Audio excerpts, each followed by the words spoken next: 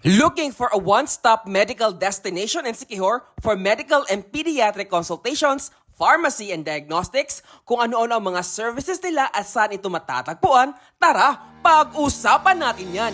Mayong adlaw, this is J. Perpetual Kid at tara!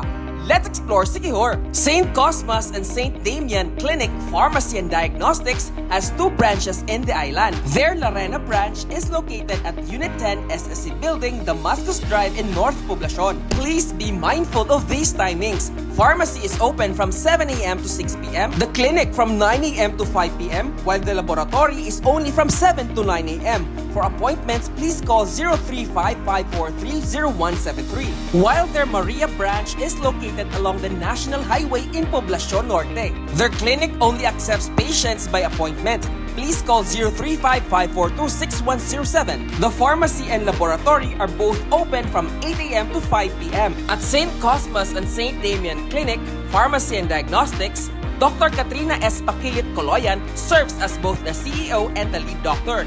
In addition, other medical doctors work with the clinic, providing consultations during designated hours. And they offer these services: clinical chemistry like fasting blood sugar, HbA1c, lipid panel, creatinine, and more. They also have hematology like CBC, platelet count, and blood typing. Special chemistry like prostate-specific antigen and thyroid panel. Microscopy like urinalysis and stool exam. Serology like dengue, NS1, and LGM-LGG. Hepatitis A and HIV antibody. They also have ultrasound services for whole abdomen, thyroid and neck, breast, chest, inguinal scrotal, and appendix. And these are performed by a renowned interventional radiologist. For more details, please check their official Facebook page. Again, this is J. Perpetual Kid, and we explored a one-stop medical destination in Siquijor, St. Cosmas and St. Damian Clinic, Pharmacy and Diagnostics. Hanggang sa susunod na biyahe, ayo-ayo!